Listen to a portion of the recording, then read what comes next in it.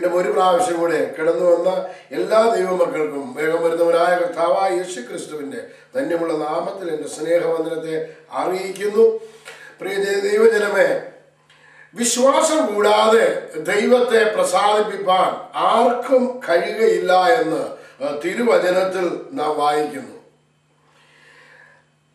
എബ്രായ ലേഖനത്തിൽ വായിക്കുന്നു, എന്നാൽ വിശ്വാസം കൂടാതെ ദൈവത്തെ പ്രസാദിപ്പിക്കാൻ ആർക്കും കഴിയുന്നില്ല. ദൈവത്തിൻ്റെ അടുക്കൽ വരുന്നവൻ ദൈവമുണ്ട് എന്നും തന്നെ അന്വേഷിക്കുന്നവർക്ക് പ്രതിഫലം കൊടുക്കുന്നുവെന്നും വിശ്വസിക്കേണ്ടതല്ലയോ? ആയതിനാൽ വിശ്വാസത്തെക്കുറിച്ച് വളരെ ആഴമായി മനസ്സിലാക്കുകയും പഠിക്കുകയും ചെയ്യേണ്ട ചുമതല ദൈവം നമ്മളെ ഏൽപ്പിച്ചിട്ടുണ്ട്. സ്തോത്രം. കഴിഞ്ഞ ഏകദേശം 5-8 വർഷത്തിന് മുമ്പ് വിശ്വാസം എന്ന് പറയുന്നത് ഫെയ്ത്ത് എൻ്റെ കൂടെ ഒരു ഫ്ലഷ് ആയിട്ട് ഒരു ആൾ എൻ്റെ കൂടെ നടക്കുന്നത് പോലെയുള്ള പ്രതീതി എനിക്ക് അനുഭവപ്പെടുമായിരുന്നു. വിശ്വാസം, ആ കാലയളവിൽ ഞാൻ വിശ്വാസത്തെക്കുറിച്ച് അനേക കാര്യങ്ങൾ പഠിപ്പിക്കുമായിരുന്നു. എന്നാൽ ഈ ദൈവത്തിൻ്റെ ആത്മാവിൻ്റെ പ്രേരണയാലാണ് വിശ്വാസത്തിൻ്റെ സ്റ്റഡി വീണ്ടും തുടങ്ങിയിരിക്കുന്നത്.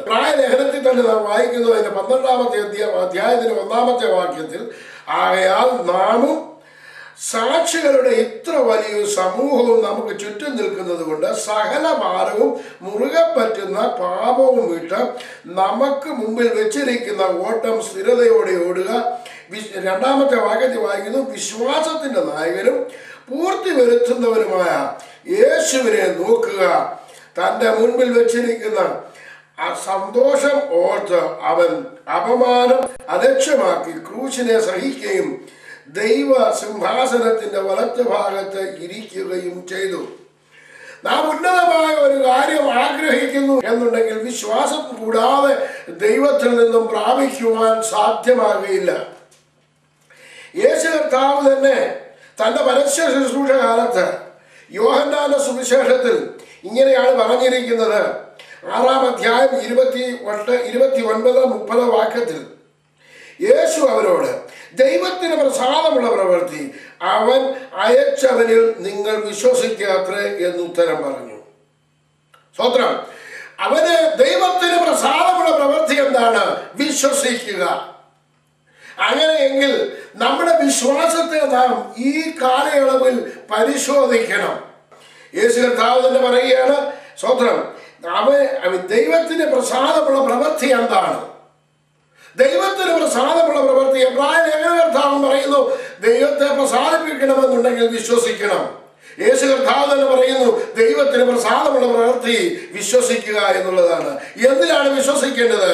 അവന് അയച്ചവനായ പുത്രനിൽ വിശ്വസിക്കണം. നമ്മുടെ ജീവിതത്തിൽ നാം അഭിമുഖീകരിക്കുന്ന ഏത് വിഷയത്തിലും ആ പുത്രനായവൻ എന്നെ വിടുവിക്കുവാൻ ശക്തനാണ് എന്ന് ഇന്ന് പകൽക്കാലം നാം വിശ്വസിക്കുവാൻ തയ്യാറാകുമ്പോൾ അവിടെ ദൈവം നമുക്ക് വേണ്ടി പ്രവർത്തിക്കും എന്നുള്ളതിന് യാതൊരു സംശയവുമില്ല. ഇന്ന് 2 ഭാഗങ്ങളിൽ നിന്നുമാണ് നിങ്ങളോട് പറയുവാനായിട്ട് ആഗ്രഹിക്കുന്നത് 3 തരത്തിലുള്ള വിശ്വാസത്തെക്കുറിച്ച്. സ്തോത്രം. 1 തിമോത്തിയോസിന്റെ ലേഖനം 1-ാം അധ്യായത്തിൽ നിന്നും യൂദായുടെ ലേഖനത്തിൽ നിന്നുമായിരിക്കും സംസാരിക്കുന്നത്. 1 തിമോത്തി 1-ാം അധ്യായത്തിനകത്ത് അപ്പോസ്തലനായ പൗലോസ് തീമോത്തിയോസിനോട്, അപ്പോസ്തലനായ വിശ്വസിച്ചുകൊണ്ട് ഇറങ്ങി തിരിച്ചവനായ കഷ്ടങ്ങളും ദുരിതങ്ങളും അനുഭവിച്ചവനായ പൗലോസ് തീമോത്തിയോസിനോട് പറയുന്ന ചില കാര്യങ്ങളാണ് നാം ഇന്ന് പകൽക്കാലം മനസ്സിലാക്കുന്നത്. അതുമാത്രമല്ല, കർത്താവിന്റെ സഹോദരനായ യൂദ എഴുതിയ ലേഖനത്തിൽ നിന്നും ആ വിശ്വാസത്തെക്കുറിച്ചുമാണ് പറയുവാനായിട്ട് ആഗ്രഹിക്കുന്നത്. പൗലോസ് തിമോത്തിയോസിനെ എഴുതുമ്പോൾ 2 തരത്തിലുള്ള വിശ്വാസത്തെ കുറിച്ച് പറയുന്നു. 1, സ്തോത്രം, 1-ാം അധ്യായത്തിന്റെ 5-ാമത്തെ വാക്യത്തിൽ ആജ്ഞയുടെ ഉദ്ദേശമോ ശുദ്ധ ഹൃദയം, നല്ല മനസാക്ഷി, നിർവ്യാജ വിശ്വാസം എന്നിവയാൽ ഉളവാകുന്ന സ്നേഹം തന്നെ. ആദ്യത്തെ വിഷയമാണ് നിർവ്യാജ വിശ്വാസം. വിശ്വാസത്തിൽ വ്യാജമില്ലാത്തതായിരിക്കണം എന്ന് അപ്പോസ്തലനായ പൗലോസ് തീമോത്തിയോസിനോട് പറയുകയാണ്, സ്തോത്രം, നിന്റെ വിശ്വാസത്തിൽ നീ വ്യാജമില്ലാത്തതായിരിക്കണം. അതൊരു ആജ്ഞയോടുകൂടിയാണ് പറയുന്നതെന്ന് നാം അവിടെ വായിച്ചു. കാരണം എന്താണ് എന്ന് നമുക്ക് മുകളിൽ നിന്ന് പരിശോധിക്കാം. അതിന്റെ 3-ാമത്തെ വാക്യത്തിൽ നീ വായിക്കുന്നു, അന്യത ഉപദേശിക്കരുതെന്നും വിശ്വാസമെന്ന ദൈവ വ്യവസ്ഥയ്ക്കല്ല തർക്കങ്ങൾക്ക് മാത്രം ഉതകുന്ന കെട്ടുകഥകളെയും അന്തമില്ലാത്ത വംശാവലികളെയും ശ്രദ്ധിക്കരുതെന്ന് ചിലരോട് ആജ്ഞാപിക്കേണ്ടതിന് നീ എഫെസോസിൽ താമസിക്കണം എന്ന് ഞാൻ മക്കെദോന്യയിൽ പോകുമ്പോൾ അപേക്ഷിച്ചതുപോലെ ഇപ്പോഴും ചെയ്യുന്നു. Praise the Lord. ആവശ്യമില്ലാത്ത കെട്ടുകഥകൾ, സ്തോത്രം, എന്ന് പറഞ്ഞു കഴിഞ്ഞാൽ വംശപാരമ്പര്യങ്ങളും കെട്ടുകഥകളും, സ്തോത്രം, അന്യത ഉള്ളതാണ്. ദൈവ വ്യവസ്ഥയ്ക്ക് അത് യോജിക്കുന്നതല്ല എന്ന് തിരുവചനത്തിൽ നാം വായിക്കുന്നു. അങ്ങനെയെങ്കിൽ ദൈവവചനത്തിൽ വിശ്വാസം നമ്മളിലേക്ക് ഉളവായി വരണമെന്നുണ്ടെങ്കിൽ നാം എന്ത് ചെയ്യണം? അന്യ ഉപദേശങ്ങളെ നാം കൈക്കൊള്ളരുത്. അതിന്റെ താഴെയൊക്കെ വായിക്കുമ്പോൾ ഒരു അധ്യായം മുഴുവനും മനസ്സിലാക്കിയെങ്കിൽ മാത്രമേ നമുക്ക് ആ വിശ്വാസത്തിൽ ഉറച്ചു നിൽക്കുവാൻ സാധ്യമാകുള്ളൂ. ചിലർ ഇവ വിട്ടുമാറി വൃഥാവാദത്തിലേക്ക് തിരിഞ്ഞ് ധർമ്മോപദേശന്മാരായിരിക്കാൻ ഇച്ചിരിക്കുന്നു. എന്ന് പറഞ്ഞാൽ ധർമ്മങ്ങളെ, ദൈവത്തിന്റെ വലിയ ധർമ്മമാണ്, ഇത് ചെയ്യണം, അത് ചെയ്യണം, അങ്ങനെ ചെയ്യണം, ഇങ്ങനെ ചെയ്യണം, പല കാര്യങ്ങളെ കുറിച്ച് പറയുന്നതാണ്. സ്തോത്രം. എന്ന് പറഞ്ഞു കഴിഞ്ഞാൽ ന്യായപ്രമാണത്തിന്റെ സ്ഥിതിയിലേക്ക് വീണ്ടും ജനത്തെ കൊണ്ടുവരുവാൻ പ്രവൃത്തികളാൽ ദൈവത്തെ പ്രസാദിപ്പിച്ചിട്ട് ദൈവത്തിൽ നിന്നും അനുഗ്രഹം പ്രാപിക്കുന്നതിന് വേണ്ടി ദൈവജനത്തെ പഠിപ്പിക്കുന്ന ഒരു പഠനം ആ കാലയളവിലും ഉണ്ടായിരുന്നു എന്നാണ് അപ്പോസ്തലനായ പൗലോസിന്റെ തീമോഥെയോസിന്റെ ലേഖനത്തിൽ നമുക്ക് മനസ്സിലാക്കുവാൻ സാധിക്കുന്നത്. അവിടെ പറയുകയാണ്, അന്യത ഉപദേശിക്കരുത്. വിശ്വാസമെന്ന ദൈവ വ്യവസ്ഥയ്ക്കല്ല തർക്കങ്ങൾക്ക് മാത്രം ഉതകുന്ന കെട്ടുകഥകൾ, സ്തോത്രം, ആവശ്യമില്ലാത്ത കെട്ടുകഥകൾ ഉപയോഗിക്കരുതെന്നും പറയുന്നു. അങ്ങനെയുള്ളവരെ കുറിച്ച് താഴോട്ട് വായിക്കുന്നുണ്ട്. സ്തോത്രം. അവസാനം അതിന്റെ 18-ാമത്തെ അധ്യായത്തിലേക്ക് 18-ാമത്തെ വാക്യത്തിലേക്ക് വരുമ്പോൾ വീണ്ടും പറയുകയാണ്, സ്തോത്രം, നാം എന്താണ്? വ്യാജമില്ലാത്ത വിശ്വാസം. എവിടെയാണ് നമുക്ക് വ്യാജമില്ലാത്ത വിശ്വാസം കിട്ടുന്നത്?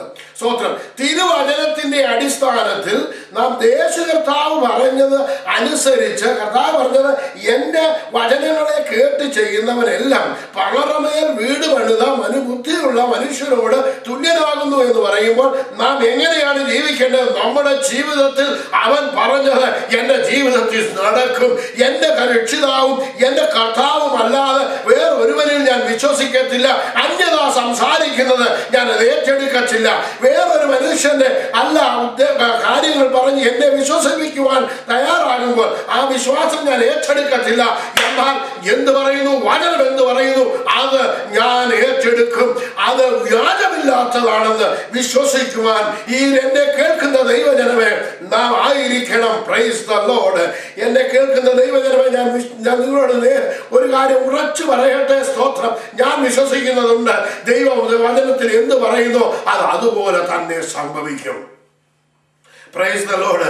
കഴിഞ്ഞ കാലങ്ങളിൽ നാം എല്ലാവർക്കും അറിയാവുന്നതുപോലെ തിരുവചനത്തിൽ എന്തെല്ലാം പ്രവചനങ്ങൾ പറഞ്ഞിട്ടുണ്ടോ അതെല്ലാം നിവൃത്തിയായിക്കൊണ്ടിരിക്കുന്നു എങ്കിൽ, സ്തോത്രം, ഇന്നും നാം ആഗ്രഹിക്കുന്ന ജനത്തിനെ നമ്മളെ നടത്തുവാൻ ദൈവം ശക്തനാണ്. അവൻ പറയുകയാണ്, ചോദിപ്പീൻ എന്നാൽ നിങ്ങൾക്ക് കിട്ടും, അന്വേഷിപ്പീൻ കണ്ടെത്തും, മുട്ടുവീൻ നിങ്ങൾക്ക് തുറക്കപ്പെടും. Praise the Lord. ആ യേശു കർത്താവിന്റെ സന്നിധിയിൽ നാം ആയിരിക്കുമ്പോൾ ഒരു കാര്യം നാം ഓർത്തിരിക്കണം. വ്യാജമില്ലാത്തതായ നിർവ്യാജമായ ഒരു വിശ്വാസം നമ്മളിലേക്ക് ഉളവായി വരട്ടെ. അത് എവിടെ നിന്ന് കിട്ടും? തിരുവചനത്തിന്റെ അടിസ്ഥാനത്തിൽ നാം പോകുമ്പോൾ തിരുവചനം വിശ്വസിച്ചുകൊണ്ട്, കർത്താവേ, ഇത് നീയാണ് അരുളി ചെയ്തിരിക്കുന്നത്, തിരുവായി ഒഴിഞ്ഞ് അരുളി ചെയ്തതാണ്, അതുകൊണ്ട് ഞാൻ അത് വിശ്വസിക്കുന്നു, അതെന്റെ ജീവിതത്തിൽ സംഭവിക്കണം. അതാണ് വ്യാജമില്ലാത്ത വിശ്വാസം. നിങ്ങൾ സമയമുള്ള എടുത്തിട്ട് ഈ തീമോഥെയോസിന്റെ ലേഖനം 1-ാം അധ്യായം പൗലോസ് സ്തോത്രം തീമോഥെയോസിനോട് പറയുന്നത് എന്താണെന്നൊന്ന് വായിച്ചു നോക്കണം. അത് മനസ്സിലെത്തി പലതവണ വായിക്കുമ്പോൾ മാത്രമേ അതിനകത്തിലെ ആഴങ്ങളും അതിനകത്തിലെ അർത്ഥങ്ങളും മനസ്സിലാക്കുവാൻ സാധ്യമാകുകയുള്ളൂ. സ്തോത്രം. അതിന്റെ 18-ാമത്തെ വാക്യത്തിലേക്ക് വീണ്ടും കടന്നു വരുമ്പോൾ 18-19, മകനെ തീമോഥെയോസേ, നിന്നെ കുറിച്ച് മുമ്പുണ്ടായ പ്രവചനങ്ങൾക്കൊത്തവണ്ണം ഞാൻ ഈ ആജ്ഞ നിനക്ക് ഏൽപ്പിക്കുന്നു. നീ വിശ്വാസവും നല്ല മനസാക്ഷിയും ഉള്ളവനായി അവയെ അനുസരിച്ച് നല്ല യുദ്ധസേവ ചെയ്യുക. നമ്മളോട് ഓരോരുത്തരോടും പറയുന്നത്, മകനെ തീമോത്തിയോസേ, മകനെ സ്തോത്രം എന്നിട്ട് പറയാണ്, നമ്മളെ കുറിച്ച് മുമ്പുണ്ടായ പ്രവചനങ്ങൾക്കൊത്തവണ്ണം നാം രക്ഷയുടെ അനുഭവത്തിൽ കടന്നു വന്നപ്പോൾ ദൈവത്തിൻ്റെ ആത്മാവ് നമ്മളോട് സംസാരിച്ചതിന് ഒത്തവണ്ണം ഈ ആജ്ഞ പറയുകയാണ്, വിശ്വാസവും നല്ല മനസാക്ഷിയും ഉള്ളവരായി ഉള്ളവളായി അവയെ അനുസരിച്ച് നല്ല യുദ്ധസേവ ചെയ്യുക. Praise the Lord. എന്നിട്ട് താഴെ പറയുന്നത്, ചിലർ നല്ല മനസാക്ഷി വിട്ടുകളഞ്ഞു, അവരുടെ വിശ്വാസ കപ്പൽ തകർന്നു പോയി. അതിന് ഇപ്പോൾ പൗലോസ് പറയുകയാണ്, അതൊരു കപ്പലായിട്ട്, വിശ്വാസം എന്നതിന് ഒരു കപ്പലായിട്ട് സ്തോത്രം അത് ചിത്രീകരിച്ചിരിക്കുകയാണ്. അവരുടെ വിശ്വാസ കപ്പൽ തകർന്നു പോയി. എന്തുകൊണ്ട് അവരുടെ വിശ്വാസ കപ്പൽ തകർന്നു പോയി? അവർ നല്ല മനസാക്ഷി വിട്ടുകളഞ്ഞു. ദൈവത്തോടുള്ള നല്ല മനസാക്ഷി വിട്ടുകളഞ്ഞു. ദൈവത്തോടുള്ള ഒരു ശുദ്ധ ഹൃദയം അവരുടെ ജീവിതത്തിൽ നാമും ഒരു കാലയളവില് രക്ഷിക്കപ്പെട്ട് സ്നാനപ്പെട്ട് ദൈവസന്നിധി കടന്നു വന്നപ്പോൾ, പരിശുദ്ധാത്മാഭിഷേകം പ്രാപിച്ചപ്പോൾ നാം ഒരു കാര്യം തീരുമാനമെടുത്തിരുന്നു, എന്തു വന്നാലും ഞാൻ ദൈവത്തിന് വേണ്ടി യുദ്ധം ചെയ്ത് യുദ്ധസേവ ചെയ്യും. ഞാൻ ദൈവത്തിന്റെ സ്നേഹത്തിൽ നിന്നും വിട്ടുപോകില്ല. ഇത്ര വലിയ സ്നേഹം എനിക്ക് ദൈവം തന്നുവല്ലോ എന്ന് പറഞ്ഞ് അവനെ അനുഗമിച്ച ചിലർ സ്തോത്രം അവരുടെ വിശ്വാസ കപ്പൽ തകർന്നു പോയത് നാം നമ്മുടെ ജീവിതത്തിൽ പലരുടെയും കണ്ടുകൊണ്ടിരിക്കുകയാണ്. അങ്ങനെ നമ്മുടെ ജീവിതത്തിൽ ഉണ്ടാകാതിരിക്കണമെങ്കിൽ നാം എന്ത് ചെയ്യണം? സ്തോത്രം ആ ദൈവം നല്ല മനസാക്ഷി വിട്ടുകളയരുത്. നമുക്കൊരു ശുദ്ധ ഹൃദയം ഉണ്ടായിരിക്കണം. Praise the Lord. അങ്ങനെയുള്ളവരെ കുറിച്ച് താഴോട്ട് പറയുന്നുണ്ട്. സ്തോത്രം ഉമനയോസും അലക്സാന്ദ്രിയോസും ഈ കൂട്ടത്തിലുള്ളവരാകുന്നു. അവർ സ്തോത്രം എന്നിട്ട് പറയുന്നത്, അവർ ദൂഷണം പറയാതിരിക്കാൻ പഠിക്കേണ്ടതിന് ഞാൻ അവരെ സാത്താനെ ഏൽപ്പിച്ചു കളഞ്ഞിരിക്കുന്നു. സ്തോത്രം. ഹല്ലേലൂയ. ഇന്ന് സ്തോത്രം വിശ്വാസികൾ എന്ന് പറയുന്നവര് സ്തോത്രം വിശ്വാസത്തിൽ നിലനിൽക്കുന്നുണ്ടോ? അതോ വിശ്വാസമാകുന്ന കപ്പൽ അവരെ ഉടഞ്ഞു പോയോ? അതോ സ്തോത്രം അത് മറ്റുള്ളവരെ അല്ല, കർത്താവ് നമ്മളെയാണ് ഏൽപ്പിച്ചിരിക്കുന്നത്. ഈ വിശ്വാസമാകുന്ന കപ്പൽ എന്നെയും നിങ്ങളെയുമാണ് ഏൽപ്പിച്ചിരിക്കുന്നത്. അവരവരുടെ വിശ്വാസം, അവരവരെ ഏൽപ്പിച്ചിരിക്കുന്ന വിശ്വാസം അത് തകർന്നു പോകാതെ, നശിച്ചു പോകാതെ നല്ലൊരു മനസാക്ഷിയുടെ ഉടമയായി ശുദ്ധ ഹൃദയമുള്ളവരായി മുന്നോട്ട് പോയാൽ ദൈവജനമേ, നമ്മുടെ വിശ്വാസമാകുന്ന ഈ കപ്പൽ ഉടഞ്ഞു പോകാതെ, ചിലരുടെയൊക്കെ നശിച്ചു പോയപ്പോൾ ആ ബൈബിളിൽ പറഞ്ഞത് മാത്രമല്ല നമ്മുടെ ജീവിതത്തിലും പലരുടെയും നാം കണ്ടു കഴിഞ്ഞിരിക്കുന്നു. അങ്ങനെയെങ്കിൽ നമ്മുടെ വിശ്വാസം ഉടഞ്ഞു പോകാതെ ദൈവത്തിന്, അതാണ് കർത്താവായ യേശുക്രിസ്തു പറയുമ്പോൾ, ഞാൻ ഇനിയും വരുമ്പോൾ വിശ്വാസം കണ്ടെത്തുമെന്ന് പോലും സംശയമായ രീതിയിൽ കർത്താവായ യേശുക്രിസ്തു സംസാരിക്കുവാനിടയായി. അങ്ങനെയെങ്കിൽ സ്തോത്രം എന്റെയും നിങ്ങളുടെയും വിശ്വാസ കപ്പൽ, വിശ്വാസമാകുന്ന ഈ കപ്പൽ ഉടഞ്ഞു പോകാതെ സ്തോത്രം അന്ത്യത്തോളം നിലനിൽക്കുവാൻ നാം സ്നാനപ്പെടുമ്പോൾ കർത്താവിന്റെ ദാസന്മാര് വെള്ളത്തിൽ നിന്ന് എഴുന്നേറ്റ് വരുമ്പോൾ തലയിൽ കരം വെച്ചുകൊണ്ട് അന്ത്യത്തോളം വിശ്വസ്തനായിരിക്കുക, എന്നാൽ ജീവകിരീടം പ്രാപിക്കും എന്നുള്ള വചനം നമ്മൾ ഓർത്തുകൊള്ളണം. സ്തോത്രം. ഞാൻ എങ്ങനെ വിശ്വസ്തനായിട്ട് ഇരിക്കുവാൻ സാധിക്കും? നമ്മുടെ നല്ല ഒരു മനസാക്ഷി ദൈവം തന്നിട്ടുണ്ട്. നാം രക്ഷിക്കപ്പെട്ടപ്പോൾ, നാം ഒരു പുതു മനുഷ്യരായപ്പോൾ, ഹല്ലേലൂയ, അവൻ തന്നിരിക്കുന്ന നല്ല മനസാക്ഷി, നല്ല ശുദ്ധമുള്ള ഒരു ഹൃദയം നമുക്ക് തന്നിരുന്നു. ആ പുതിയൊരു ഹൃദയം അവൻ തന്ന പുതിയൊരു ആത്മാവിനെ അവൻ നമ്മുടെ ഉള്ളിലാക്കി തന്നപ്പോൾ, അവൻ തന്നിരിക്കുന്ന ശുദ്ധ ഹൃദയം തള്ളിക്കളയാതെ, അത് ഉടച്ചു കളയാതെ ദൈവജനമേ വിശ്വാസത്തിൽ ഉറച്ചുകൊണ്ട് മുന്നോട്ട് പോകുവാൻ ഈ ദിവസങ്ങളിൽ ദൈവം നിങ്ങളെ സഹായിക്കട്ടെ. ഇതുവരെയും ഈ വിശ്വാസത്തിലേക്ക് കടന്നു വന്നിട്ടില്ലാത്ത ആരെങ്കിലും എന്നെ കേൾക്കുന്നുണ്ടെങ്കിൽ ഞാൻ ഒന്ന് വിളിച്ചു പറയട്ടെ. സ്തോത്രം. ഇപ്പോൾ നല്ല അവസരമാണ്, സുവർണ അവസരമാണ്. ഇതാണ് രക്ഷാ ദിവസം. കർത്താവിന്റെ നാമത്തിൽ ഞാൻ നിങ്ങളോട് ഓർമ്മിപ്പിക്കുന്നു. സ്തോത്രം. ഈ വിശ്വാസത്തിലേക്ക് കടന്നു വരിക, കർത്താവായ യേശുക്രിസ്തുവിൽ വിശ്വസിക്കുക. എന്നാൽ നീയും നിന്റെ കുടുംബവും രക്ഷ പ്രാപിക്കും. നിന്റെ നല്ലൊരു മനസാക്ഷിയെ നീ ചൂഷണം ചെയ്യുവാൻ, മറ്റുള്ളവരുടെ അന്യതാപദേശത്തിൽ കടന്നു പോകാതെ, കെട്ടുകളകളിൽ കടന്നു പോകാതെ, സ്തോത്രം അന്ധമായുള്ള പാരമ്പര്യത്തിൽ നിൽക്കുവാൻ അല്ലാതെ എന്നെയും നിങ്ങളെയും ദൈവം ആഗ്രഹിക്കുന്നത് ആ വിശ്വാസത്തിലേക്ക് സ്തോത്രം കടന്നു വരുവാൻ. സ്തോത്രം.